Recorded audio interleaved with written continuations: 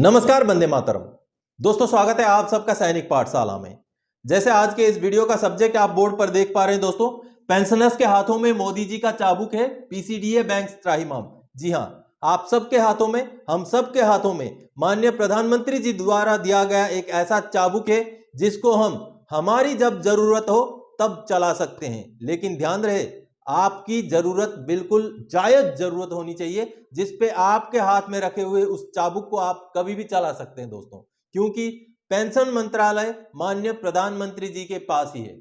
तो दोस्तों, इस वीडियो में आगे बढ़े इससे पहले मैं आप सबको पिछला जो मेरा वीडियो था जिसमें मैंने आप सबको 1,24,094 रुपए जो एरियर एक पेंशनर को मिला था उसके बारे में आपको बताया था, उसमें और थोड़ा सा डाटा एडिशन है, यानी कि और थोड़ा ज्यादा जानकारी है, उसको आप सबको बता दूं। तो जैसे आप सब बोर्ड पर देख पा रहे हैं दोस्तों, टोटल एरियर जो उन पेंशनर को मिला था वो मिला था 1,63,753 रुपए पेंशन बढ़ोतरी के बावजूद। जो उनका एमएससीपी जो रिवाइज हो गया था नवंबर 2007 से, उसकी वजह से उनका जो पेंशन में बढ़ोतरी हुआ था उसका पैसा उनको मिला था 1,63,753 रुपए, जिसमें पेंशन हर महीने का जो पेंशन का बढ़ोतरी था वो था 1,43,295 रुपए उसका एरियर। और जो ग्रेचुइटी का एरियर दोस्तों, आपका अगर बेसिक पेंशन बढ़ोतरी हो जाए या कटौती हो जाए तो आपका ग्रेचुइटी में भी चेंजेस हो जाते हैं, जो ग्रेचुइटी आप लेके आए हैं। तो चूंकि उनका पेंशन में बढ़ोतरी हो गया था तो उनको ग्रेचुइटी में के ऊपर भी एरियर मिला था 6,998 रुपए, और कम्यूटेशन का वैल्यू भी चेंज हुआ था जिसमें उनको एरियर मिला था 13,459 रुपए। कुल मिलाकर के उनके अकाउंट में 1,63,753 रुपए आए थे, जो कि एक मुश्त आ गए थे दोस्तों। आगे जो मैंने आपको बताया था 1,24,094 रुपए, वो था ओआरओपी के एरियर का कैलकुलेशन। अब ओआरओपी का जो टोटल एरियर उनका बना था वो बना था 1,24,094 रुपए, जो बढ़ा हुआ बेसिक पेंशन के हिसाब से था, और उसका 1/3 यानी कि 31,025 रुपए उनको अकाउंट में मिले थे दोस्तों।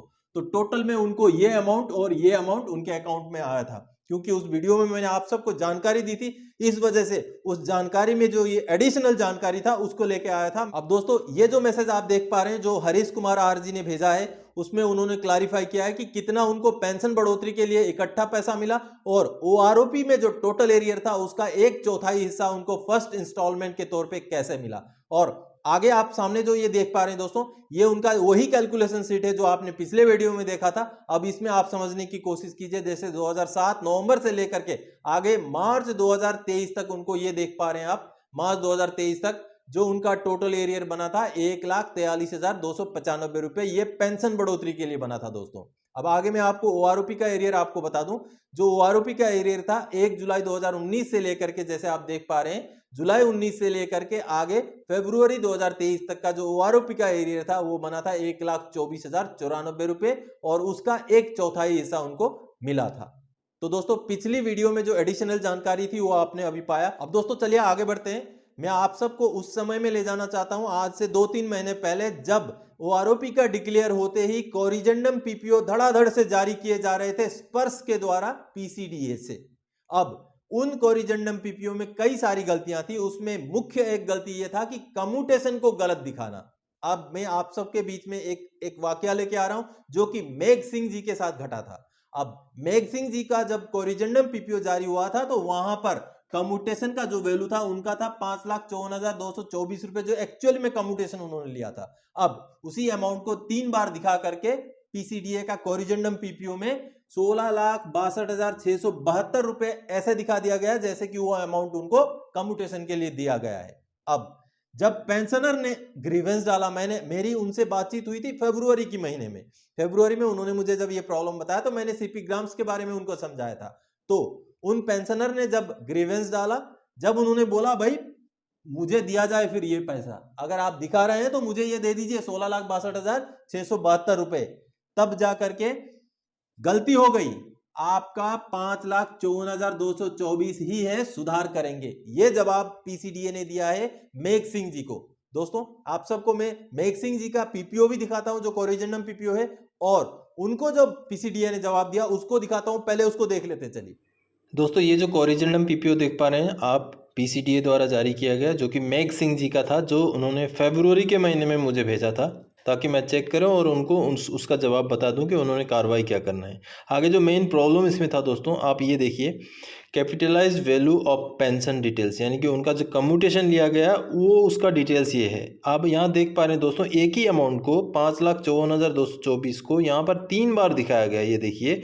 और उसका जो टोटल बनता है, ये तीनों का जो जोड़ बनता है, ये बनता है 16,62,672 रुपये। जो नीचे दिखाया गया है ये देख पा रहे हैं आप कि यहाँ पर टोटल इतना उनको कम्यूटेशन मिला, ऐसा दिखा दिया गया था। अब ये प्रॉब्लम जब उन्होंने मुझे बताया तो मैंने उनको सीपी ग्राम्स का सारा चीज़ समझा दिया था।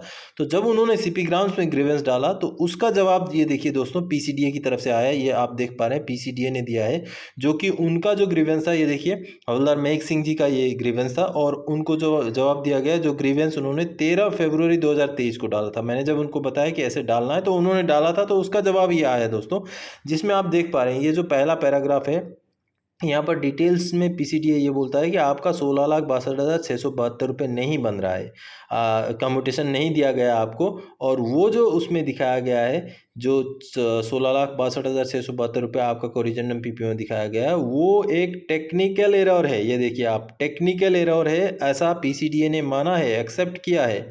और आपका सही जो कम्यूटेशन है वो 5,54,124 रुपये ही है, ऐसा पीसीडीए ने मेघ सिंह जी को बताया है। और आगे ये भी बताया है कि जो स्पर्श में पीपीओ में जो सीवीपी यानी कम्यूटेड वैल्यू ऑफ पेंशन में जो गलती है, जो मेंशन किया गया है, 3 बार मेंशन किया गया है, उस गलती को हम सुधारेंगे। वो एक टेक्निकल एरर है, ऐसा उसमें बताया गया है कि ये गलती है, वो 3 बार दिखाया गया, वो गलत दिखाया गया है, ऐसा पीसीडीए ने अपने इस जवाब में बताया है। आगे देयरफॉर सीवीपी अमाउंट 16,62,672 रुपये, वो आपका एंटाइटल अमाउंट नहीं है, तो गलती से दिखाया गया। और आगे स्पर्श में इसका करेक्शन किया जाएगा समय आने पर, ऐसा पीसीडीए ने उनको जवाब दिया है दोस्तों, जो कि उनके ग्रीवेंस डालने के बाद दिया गया है। यानी कि ग्रीवेंस आपके हाथ में एक बहुत बड़ा हथियार है। आप ये देखिए, इसमें आगे और भी चीज़ें लिखी हैं कि अगर आपको कम्यूटेड वैल्यू का मतलब रिस्टोरेशन में प्रॉब्लम आ रहा है तो क्या कार्रवाई करना है, ऐसी बातें लिखी हुई है, जो कि चीफ मैनेजर सीपीपीसी को भी भेजा गया, ओआईसी कंप्लेंट सेल यानी कि सीपी ग्राम्स के कंप्लेंट सेल के जो ओआईसी हैं उनको भी भेजा गया।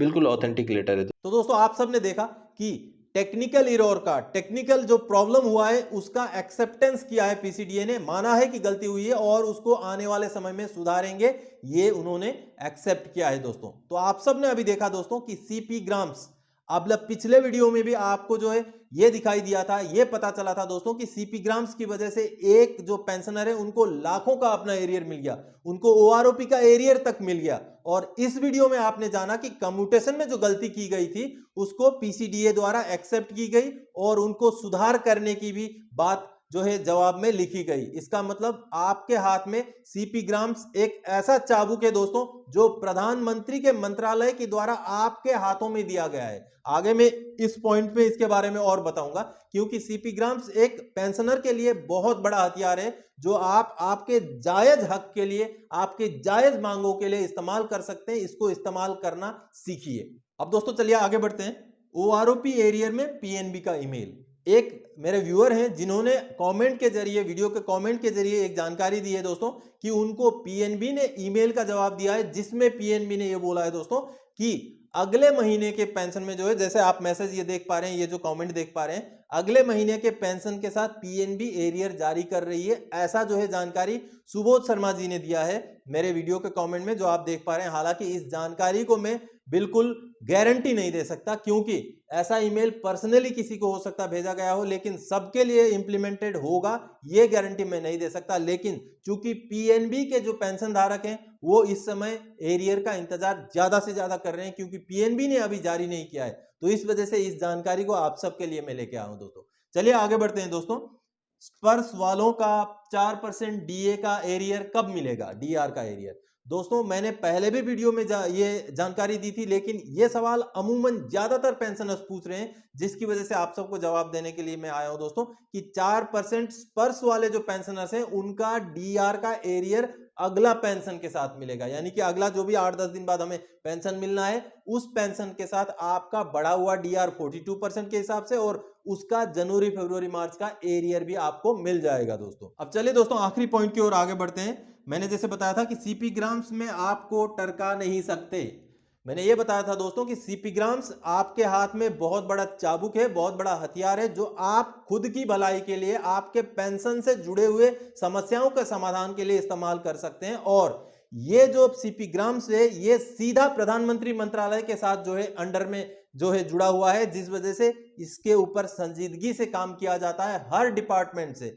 आपने पिछले 2-3 दिन में देखा दोस्तों, मैंने सीपी ग्राम्स के जरिए जो जानकारियां मिली हैं, जो कई सारे काम हुए, उनके बारे में आपको जानकारी दी है। अभी मेरे पास रोजाना ऐसे बहुत सारे मैसेजेस, ऐसे इंटीमेशन आते रहते हैं जिसमें पेंशनर्स के काम सीपी ग्राम्स द्वारा हुए हैं दोस्तों। अब आपको मैं जो ये पॉइंट है कि आपको टरका नहीं सकते, इसके ऊपर बताना चाहता हूं कि 22 मार्च 2023 को लोकसभा में चंद्रेश्वर प्रसाद जी द्वारा एक सवाल पूछा गया था, जो कि जेडीयू के बिहार से सांसद हैं। उन्होंने एक सवाल पूछा था सीपी ग्राम से जुड़ा हुआ, और उसका सरकार ने जवाब दिया था कि कैसे मैकेनिज्म बनाया गया है कि आपको अगर कोई टरकाने वाला टाइप का अगर जवाब दे दे तो उसको भी देखरेख करने के लिए मैकेनिज्म बना हुआ है सीपी ग्राम्स में।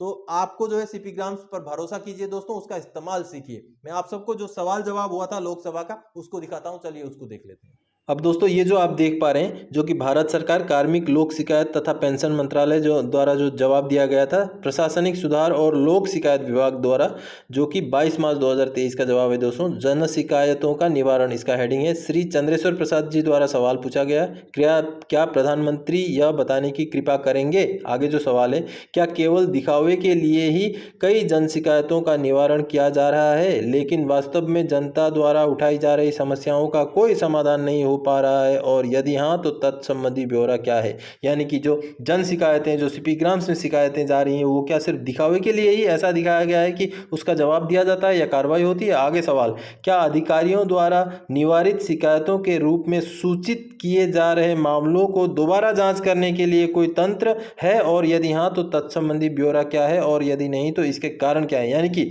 जो जवाब दिए गए, जो कार्रवाई किया गया, उसको चेक करने के लिए दूसरा कोई तंत्र है, ऐसा भी सवाल इसमें किया गया है दोस्तों। अगला जो सवाल है वो बिहार राज्य से जुड़ा हुआ है कि कितने ग्रीवेंस बिहार की तरफ से और उनका निवारण किस तरीके से किया गया। तो ये जो बड़े सवाल थे दोस्तों कि आपने जब जवाब इंश्योर करने के लिए कोई दूसरा तंत्र भी बनाया हुआ है क्या, तो उसके ऊपर जो सरकार की तरफ से जवाब दिया है डॉक्टर जितेंद्र सिंह जी ने, जो कि पेंशन मंत्रालय में जो राज्य मंत्री हैं, उन्होंने जवाब ये दिया है दोस्तों कि जो वहाँ पर तंत्र बनाया गया, जो सिस्टम बनाया गया, उसको रीचेक करने का या तो समय सीमा जो रखा गया है कि इतने दिनों तक जवाब देना ही पड़ेगा, इस तरीके की बातें यहाँ पर जवाब में दिया गया है दोस्तों। जिसको आप अगर डिटेल्स में पढ़ने के लिए वीडियो को पॉज करके पढ़िएगा, ताकि आपको डिटेल्स में सारा चीज़ पता चले। मैं वीडियो ज़्यादा लंबा ना हो, इसलिए आपको सिर्फ की पॉइंट बता रहा हूँ, मूल जो पॉइंट है वो बता रहा हूँ। और आगे ये जो बिहार के बारे में जो सवाल किया गया था, उसका डिटेल्स यहाँ पर ब्यौरा दिया गया है, 2020 से 2023 तक का ब्यौरा। तो इस तरीके से जवाब दिया है दोस्तों कि तंत्र है और उसको चेक किया जाता है। तो दोस्तों इन्हीं जानकारियों के साथ इस वीडियो में आया था। आगे और कोई जानकारीदायक आपसे सरोकार रखने वाला विषय लेकर मैं फिर से हाजिर हो जाऊंगा। तब तक के लिए जय हिंद दोस्तों।